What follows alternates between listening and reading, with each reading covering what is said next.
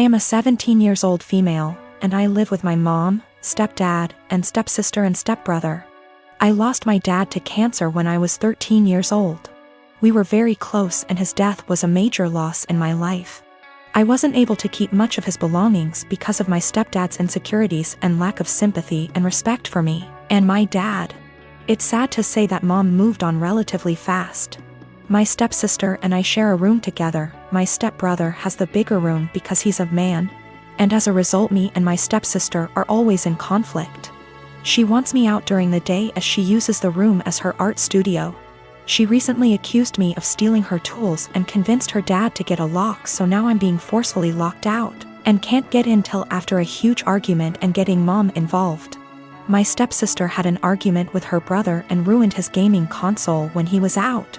He came into the room quietly in the evening, stood by the door and asked me to bring him my stepsister's acrylic paint set. I asked if he got permission. He said yes, so I gave it to him and went back to study. At dinner, my stepsister came downstairs yelling that her brother had access to her room and ruined her paint set. There was a lot of yelling and arguing. Stepdad asked how my stepbrother walked into the room when it was supposed to be locked. My stepbrother admitted I helped him out and brought the paint set to high. My stepsister went off on me, called an accomplice, then ran upstairs and took the gift I prepared for my dad for Father's Day. I picked up flowers I planted from our small garden that I take care of by myself, and prepared a nice wooden letter-shaped pot, used my dad's first initial and filled it with the flowers I picked and decorated it with ribbons. It wasn't that good, but it was like a floral letter. I planned to visit his grave and put the gift there. She damaged it to pieces. It was completely ruined. I yelled at her and kept crying. Mom and stepdad gave her harsh punishment and thought it was fixable, but I was so done I called my uncle, who came and berated my mom and stepdad. Stepdad offered to fix it and punish my stepdaughter harder, but I packed my things to go with my uncle. My mom begged me to stay, but I refused and didn't respond when she kept calling, saying she did nothing to deserve to be shunned by me and my uncle, who told the family about what happened. The family told mom not to come visit on Father's Day and are angry with her because I moved out over this. When my sister, Annie, was 18 and I was 21, she got pregnant and had a daughter, Sophie. She developed what we believe was postpartum depression, but was never diagnosed as she refused therapy. When Annie's school started up again, our mother took on all childcare of Sophie. As mom took on more childcare, Annie seemed more like her old self, happy, outgoing, generally mentally healthy. Then within 6 months of Sophie's birth, Annie got pregnant again with another girl, Laura, and the cycle of PPD symptoms, mom taking over, and Annie's mood improving repeated. When Laura was 2 and Sophie was 3, Annie decided to move out of our parents' home, alone, and said she wanted our parents to adopt/raise her daughters. They said no. Annie said she couldn't take care of the girls as she had her own life and being a parent made her miserable. My husband and I already had 4 kids of our own. We'd bonded with the girls, and we had the resources for 2 more. So we offered to take them in, and Annie let us legally adopt them before moving about 8 hours away. It's been about 5 years, and the kids are doing well. It was a rough start, but we're now a stable, loving, healthy family unit. Sophie and Laura are 7 and 8, and Annie has recently lost her job and had to move back in with our parents. Annie has now asked for custody of Sophie and Laura. I'm writing custody like that because it wouldn't be custody in the legal sense, as she willingly surrendered all legal rights to the girls and can't get them back. We checked with a lawyer. However, Annie wants the girls to live with her. Initially she said she wanted them full-time and to legally adopt them back from us, which we obviously refused. Then she offered a compromise of alternate weeks, so 50/50 custody. Again, we refused. Given her insistence, we don't even want her around Sophie and Laura. So we've not been going by my parents' house as we typically do. It's been a month of constant badgering, insisting we let Annie bond with her daughters and allow her to at the very least take them for overnight visits, saying that Annie had PPD 5 years ago, and now she's ready to be a parent. I've responded that we are not babysitters, we are Sophie and Laura's parents. They're in a good place and this will be detrimental to all 6 kids. And Annie doesn't get to step in now when she never stepped up in the first place. The response from my parents and Annie is that I'm being unsympathetic to her PPD and I should let her at least have a chance, rather than deem her unfit without giving her a chance to prove herself. Plus, given that we already have 4 kids other than them, Sophie and Laura could probably do with a smaller household, and saying we're being unreasonable for not allowing Annie to bond with her kids. I recently won an all-expense-paid trip to Disney World for 4 nights, for myself and 3 guests. I am currently planning on bringing my boyfriend, my mother, and my boyfriend's mother. I know we all aren't exactly Disney's key demographic, but it honestly means a lot to our mothers that I am inviting them. Both my boyfriend and I grew up in poorer families that could never afford expensive vacations. And this is the first trip to Disney World for all of us. I know this is probably the only opportunity our mothers will ever have to go to Disney. And for now they are both in good enough health to still enjoy the rides. The problem is with my cousin, Jane, who has been hounding me to take her 5-year-old daughter, Kelly, instead of my boyfriend's mother. I know, what kind of monster am I for not wanting to bring a little girl to the place where dreams come true? Except Jane's family has already been to Disney World twice, most recently earlier this year in February. My cousin has done very well for herself. She runs a successful photography business, and her husband is an engineer. They are definitely able to afford their own vacations. If Jane wasn't so well off, I probably would consider taking Kelly if I thought I was giving a little kid a once-in-a-lifetime experience. But I'm not. She's already been twice and she's only 5. Our mothers have been 0 times. Jane's only rationale for wanting me to take her daughter seems to be that Disney is meant for kids. It's weird to go with only adults.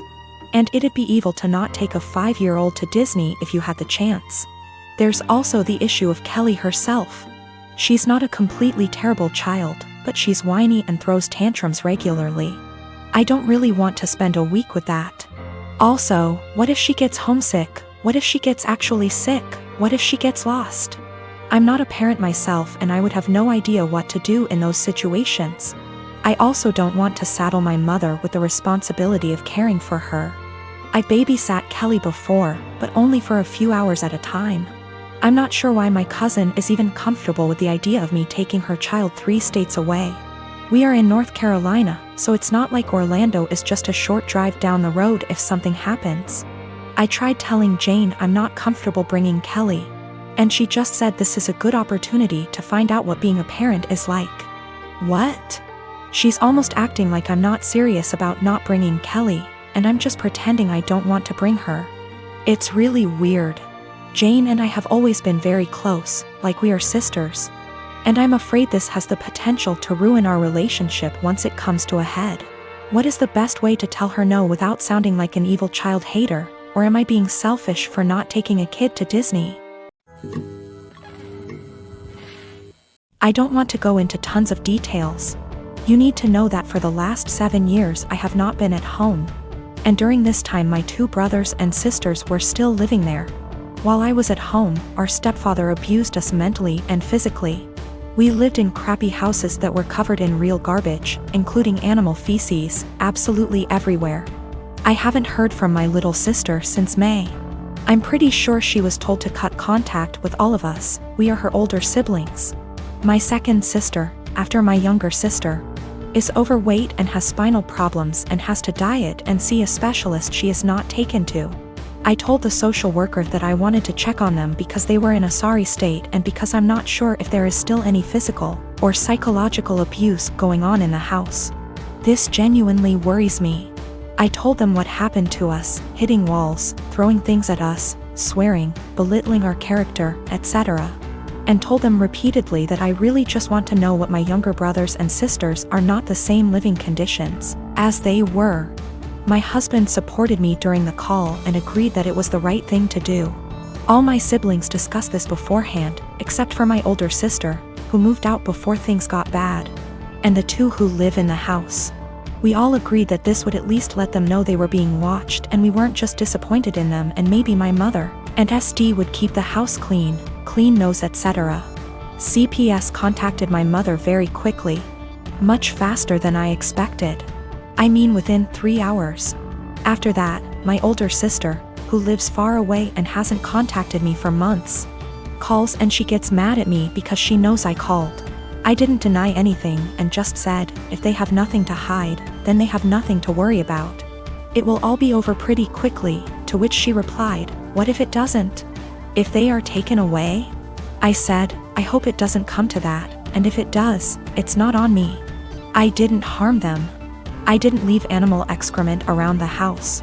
I asked, would you let your children live the way we lived? She didn't answer. I asked again and she said, no. I'd keep a decent house, but it's not your job to tell someone else how to parent. I said, okay. So, if that's all, why did you call? I think we're done. She told me that we all need to get over what happened to us and move on. She left long before the violence started and she wasn't around, regardless of my personal experience. I can't help but feel like I did something wrong. I have limited contact with my mother because of her husband, and she denies that any of us have ever been abused. My sister asked, why don't you just come in and see the conditions? I told her, I can't be around my stepfather. I refuse to expose myself to this negativity again. Even though my husband and siblings agree that it was the right thing to do, I still can't help feeling wrong because of it. Like it wasn't my place. But if it wasn't my place, then whose was it? I really would like a third-party opinion on what I did. Am I wrong in reporting my family? Honestly, should I have just kept my mouth shut? I don't mind if I don't have any contact with my mom or older sister. They don't even know that I'm almost 4 months pregnant because we don't talk very much. So the possibility that I'll never have a real relationship doesn't bother me. What worries me is that I don't know if I was right. I called my mother's CPS based on previous experiences of psychological and physical abuse by our stepfather. I have not heard anything from my younger brothers and sisters for a long time, because communication was interrupted.